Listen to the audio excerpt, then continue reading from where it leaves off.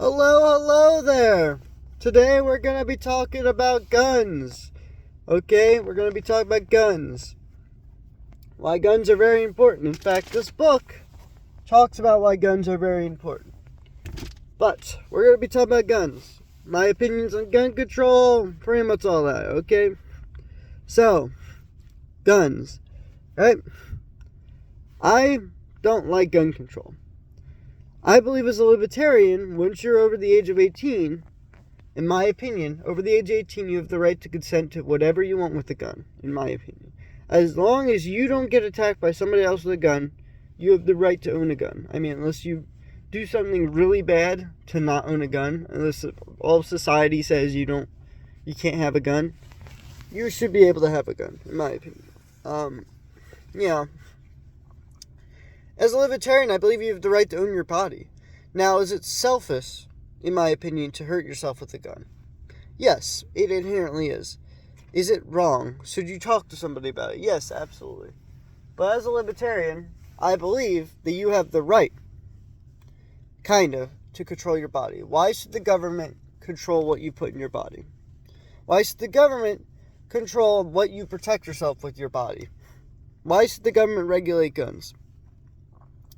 If the government regulates guns over you, and let's say they get rid of all guns, right? They say, oh, guns are not considered arms in the Second Amendment, right? Then, right, that means you are a servant to the government. You are not a citizen, you are a slave. There's the difference between slave and citizen in terms of constitutionally, anyway. That citizens have not only the right, but the duty. If you look at the Declaration of Independence, they have the duty to overrule the government does not protect rights. And a government that inherently doesn't protect rights is also one that would probably get rid of your arms, to be honest with you. So, arms and guns, yes, there's slightly a different definition, obviously. But when they wrote it, they meant not only guns, they meant swords, axes, things to protect yourself with. Is it really hard to compromise with people who are humanitarian, who believe that if we got rid of all guns, that things would be solved? I think it's kind of hard to compromise with these Democrats that want gun control. I don't think gun control is going to solve anything. I really don't. There are countries with very strict gun control, and they still have mass shootings. You look at Russia. They had two school shootings last year. You look at, what is a good example? Australia. They had a mass shooting that was like 15 to 30 people died. Police officers died. Normal people walking on the side of the road died. There was way too many people that died. Right?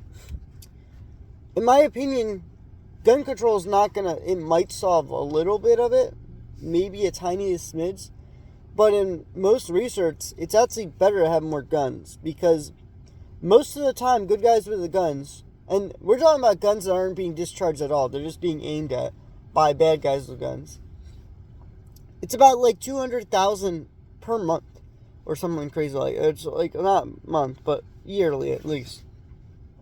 The CIA did that. A lot of people backsourced it in the 90s, and to this day it's still being very common where a good guy with a gun stops a bad guy with a gun without even shooting them. A lot of people say, oh, there are no good guys with guns when a mass shooting happens. Yeah, that's because mass shootings are happening in gun-free zones. What do you expect when you have a gun-free zone? What do you expect? You don't expect a good guy with a gun because it says gun-free zone. People are following the laws of the private property or the public property, depending on where it is. They're following the law of what that property owner wants. And the fact that there's one guy who doesn't care about the law and just decides to shoot up the place, the legal gun owner isn't going to go in there and just save everybody because they're so worried about the law. They're more moral than the guy who's shooting up the place. In my opinion, if you got rid of that gun-free zone, let's say I put a business saying all guns are allowed, I guarantee you I would deter every single mass shooting from coming to my business. I could be wrong, but I guarantee you that if you had a gun store or whatever, right? I had a store, right? Let's say it's a gun store. You're allowed to bring your gun in. We got so many guns in the gun store or whatever. Let's say it's just, even an alcohol store. There's a guy He was a 70-year-old man, right? Very good with this gun. He had a rifle, right? The guy comes in, wants to loot the liquor store. He comes in, shoots the guy. He got injured. The guy runs away, gets injured by the rifle shot. And then he gets a heart attack after he called the police. Now, luckily, the police showed up before he died, but, man, the fact that this 70-year-old man was able to protect himself. And that's the thing about guns, right? You can get a 95-pound, 95-year-old woman who's good at a gun, a 95-year-old grandma, sees the same fighting power as somebody who is a criminal, rapist criminal, whatever, right? That's what I love about it. And it doesn't matter who you are. You could be black, white, Asian, whatever, Indian. You have a gun. You have the same power as somebody else with a gun. Now, yes, if they have a machine gun, they could fight. They could fight way more unfair than you can. But in my opinion, I know they've regulated machine guns to the ground. There's less than 1% of guns are actually machine guns. You have the same fighting chance. Like, a 95-year-old grandma is not going to have the same fighting chance with a knife. With the criminal who has a knife. You know what I mean? You give them the same level playing field, and the 95-year-old grandma that's on the offensive with the gun probably could win. I could argue. Now, again, she's going to have a quicker reaction time, I guess, than most 95-year-olds. Obviously, that might be a big issue, but, there obviously should be somebody with her. She shouldn't be living alone, but there are 95-year-olds that are just rough and tough, and they do live alone. I generally do think that I believe that we should have guns. I think it's so sad to me when I think about Australia, one of the saddest countries in terms of gun control, even the United Kingdom. They just took away all the legal gun owners, and then all the people who didn't care about the gun law, they probably got their guns taken away too, but if they could find them. But there was a guy, he was in the London police, and they say they are apprehending like 100 guns in the city of London. And they're like, a lot of liberals are like, well, if we ban guns in the United States, that wouldn't happen. I'm like, no. It doesn't matter if you ban guns. There's still going to be... Think about not Guatemala. Guatemala does allow legal gun owners in their homes. But think about other countries like... El Salvador was one of them, where they were the highest murder capital in the world. South Africa, again, I think they pretty much regulate guns. And they still get unregistered guns all the freaking time. It doesn't matter. Unregistered guns are still going to happen. It's like prostitution or prohibition of drugs. You're not going to stop a black market from happening. So in my opinion, the best thing you could do is, I don't even want guns to be really that regulated, to be honest with you. If they were like, okay, if it's like somebody with a mental condition, maybe I'd want it regulated away from them. But I'm very, very pro-gun. I believe you should have the right to do what you want with your body. Including some self-harm. I don't promote self-harm at all. Again, disclaimer, I don't promote it. But I do believe you have the right to own your body. But that's kind of the strange thing. After 18, you definitely do. Have your parents' permission. Now, again, is it selfish to do self-harm? Yes, absolutely. There are so many people that wasted so many resources on you. Or not wasted resources, but put resources into you. That it is important that you don't commit self-harm. You know what I mean? So in my opinion, that's sort of the moral argument for why you shouldn't do self-harm. You do own your body. As a libertarian, I do believe that once you're 18, you do own your body. In my opinion. In fact, I believe you should legally be allowed to drink at 18, but obviously the law says otherwise. But why is it 21? You could vote when you're 18, but you can fight a war when you're 18, but you can't drink alcohol? That's stupid. But again, there are people in the military that are 18 that drink alcohol because they leave the country. And they got these veterans bars, I know, outside the country, like in Jamaica and stuff. Or not Jamaica, but like other countries, right? They got veterans bars all over in the United States. This is great. We have a great country. I don't like the fact we have such a big military. I think after the Soviet Union, we should just disappear it. In my opinion, the Soviets were kind of a threat. But now that we've we've liberated all our allies, there's really not a big reason to have a big military. There's not a reason to spend so much money on our military, or even NATO, to be honest with you. Do I think NATO should exist? Not really. I think the problem with the Ukrainian war is the fact that NATO even exists in the first place. I think if we would have gotten rid of NATO, I think it would have deterred Russia from even trying something so stupid like starting a war in Ukraine. And I believe Ukrainians should have the right to own guns. And now what's happening is Israel is starting to say, hey, I want guns too. This average citizen now, the government's starting to give out permits to people who want to own guns. In my opinion, we're the only country that allows gun ownership without registration, except for Yemen, because Yemen's in a civil war and they don't really care at this point. They're basically a lawless land in a civil war. You're allowed to own a gun in Yemen without a permit. But every other country, you pretty much need a permit. In Mexico, while they do have the right to own a gun in Mexico, you still gotta register to the government. Guatemala, same thing.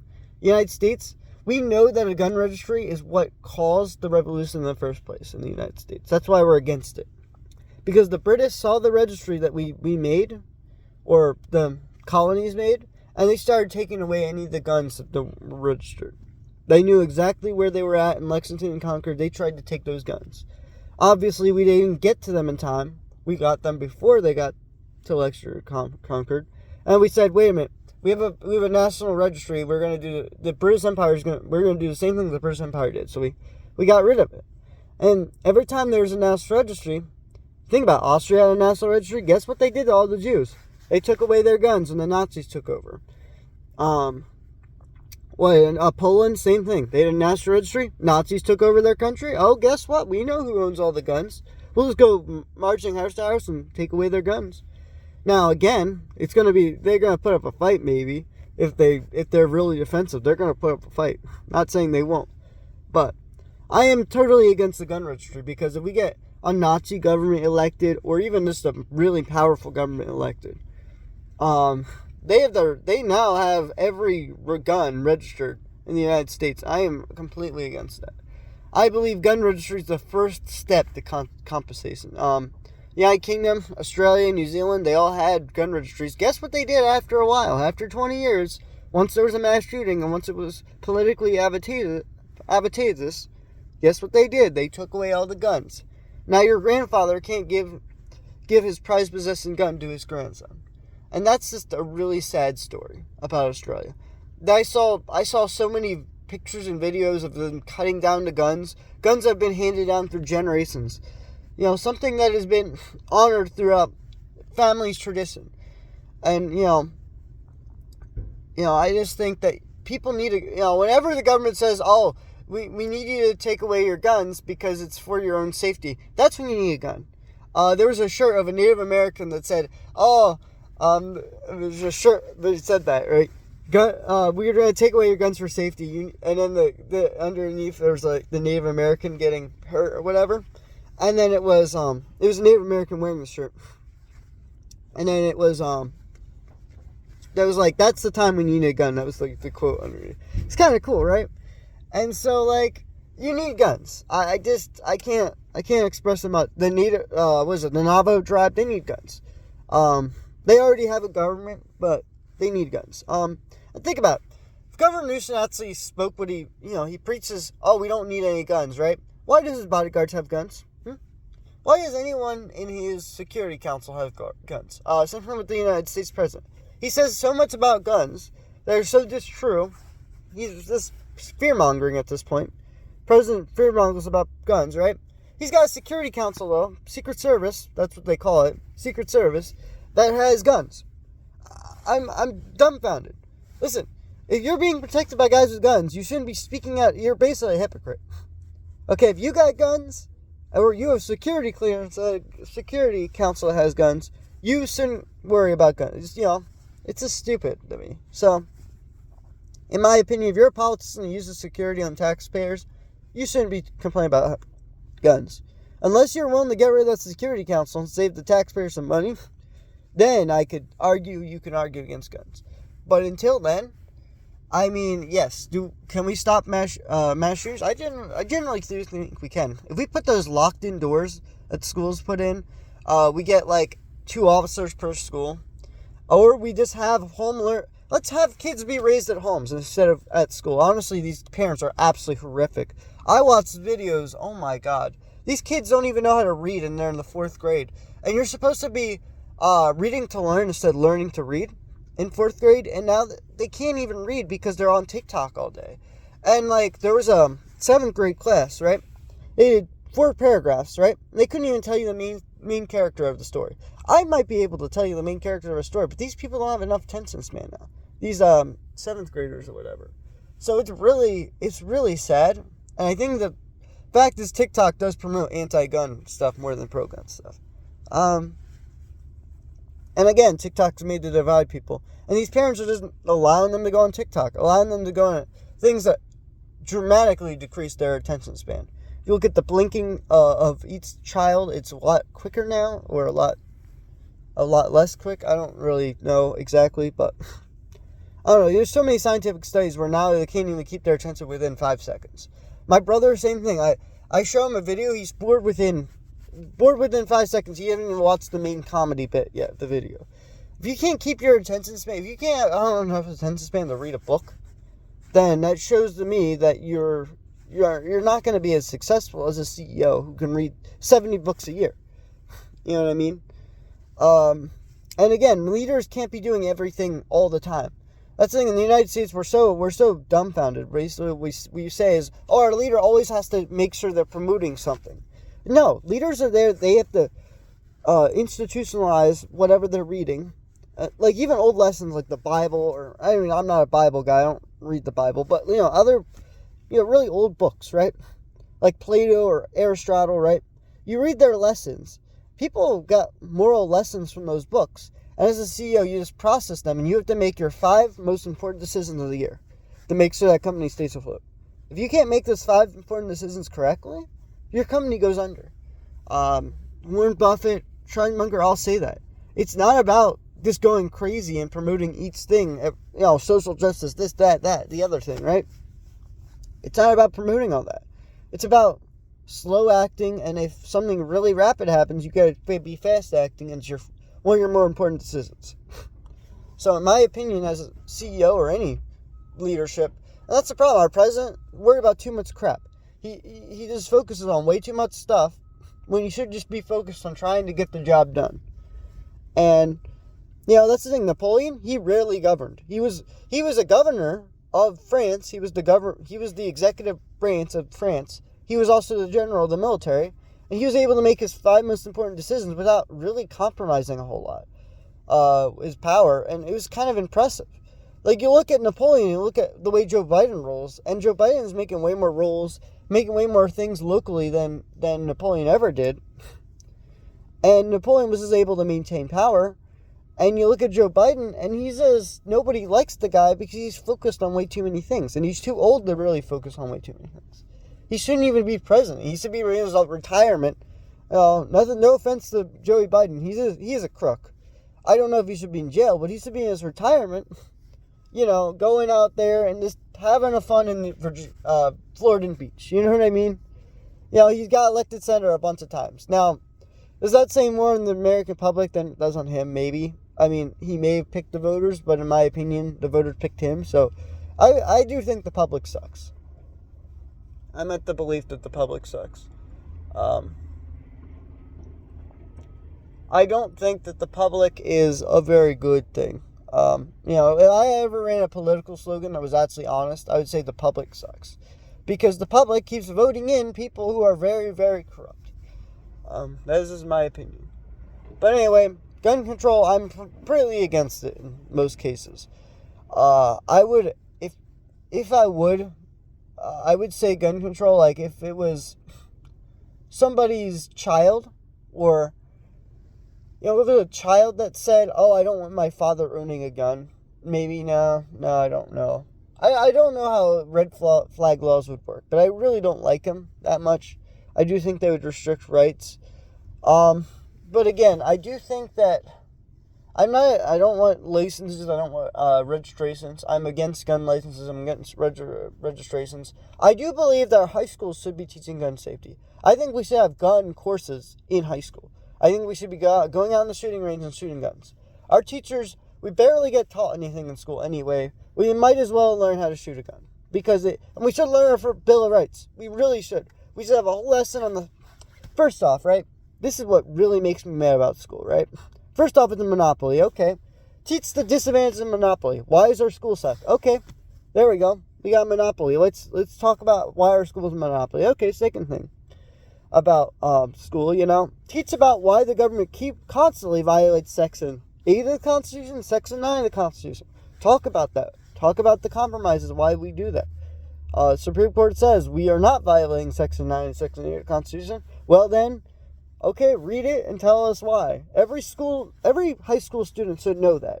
Section 9, Section 8 of the Constitution should be required reading for every single high school student. And the fact that it isn't, and the fact that no one seems to really care, or maybe they did read it and they just forgot. I honestly forgot if I learned it in high school. I don't think I ever learned the Constitution in high school, really. The fact that no high schooler can quote why they're violating those two sections of the Constitution is really, really sad. And that's why the Senate and Congress can get away with so much crap because of that. It is really, really sad. And then, of course, the regulatory agencies, which laws are supposed to be only made through the legislative branch, all legislative power should be vested in a Congress of the United States. And guess what?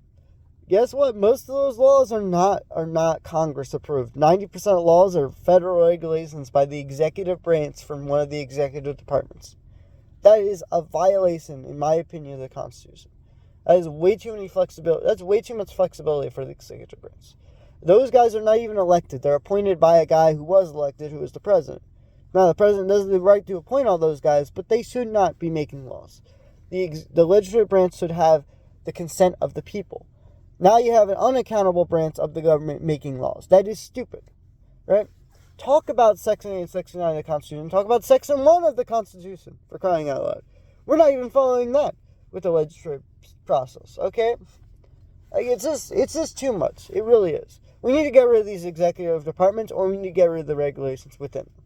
Because at this point, our Department of Labor sucks. We have a housing shortage, and we can't even have enough builders. That tells me one thing. That tells me that we don't care. That tells me how lazy the average American is. That we're not willing to promote the trades in our normal high schools. That is really, really sad. That is really, really sad. The fact that we're more willing to promote all these fluffy bunny studies in colleges than we are with trades. That's really, really, really, really sad. Anyway, promote guns in high school. Or promote the Bill of Rights at least. Do something. Because at this point, some of our rights, the Fourth Amendment constantly gets violated on. I've seen some videos where police officers say you can't say that foul language in public. And it's like, well, they weren't doxing or threatening anybody, so they should be allowed to say it. They violate the First Amendment sometimes. And that's a government agency or government police basically saying to the private citizen that they can't say anything, which is blatantly untrue. It's in the Constitution. They're allowed to say whatever they want. I've seen one guy, he violated 4 amendments going into a home. First off, without a warrant. That was the Fourth Amendment he violated. He tried to take away their guns. That was the Second Amendment. I think he violated the First Amendment by just saying you can't speak to me like that. I'm going to arrest you for the speaking like that. And Fifth Amendment, I think he violated, please tell me what's going on. And he had the right to remain silent in his own home. And, he violated 4 amendments by trying to arrest this one guy, this police officer. So, in my opinion, we need to absolutely learn that stuff in school. The fact that we don't learn that stuff in school, and I understand the school teachers and the police are intertwined. They're part of government agencies. But, in my opinion, we should really, really learn about the abuses of power. As an individualistic society, we should at least learn that. And understand that collectivism can distort rights. That collective rights can destroy individual rights. The Canadians are a perfect example of what happens when you have collective rights over the individual. There are people now the English speakers can't go into prime ministership because everyone's forced to speak French because they believe in the collective right of the French speakers over the English speakers. See what happens when you do that? When you promote collective rights over individual rights? That's the problem I have with this social justice mindset. It's just going to destroy at least some bits individuality. And I don't want to see people as groups. I want to see people as individuals. I want to see them on their own merits. It's really not that hard to do, in my opinion. Anyway, you are someone, I'm someone else. Goodbye. Talking about why I don't like gun control. Goodbye.